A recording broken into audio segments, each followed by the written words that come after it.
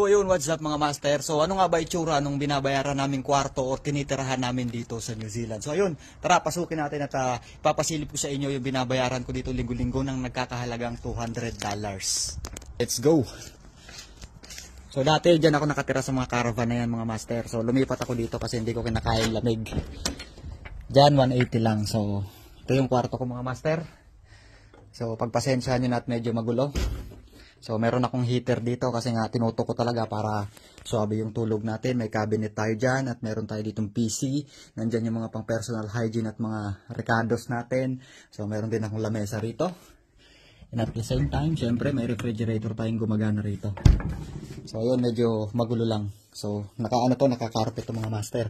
So ngayon ang CR naman ito ay nasa loob ng bahay. So tara silipin natin. So ito yung toilet niya mga master. Dito rin ako naliligo. So, yun. Dito yung shower. At syempre, kapag kailangan magluto, syempre, dito yung kusina. So, dito yung kusina namin mga master. So, ayan. So, ayan. All in na yan, 200 kada linggo.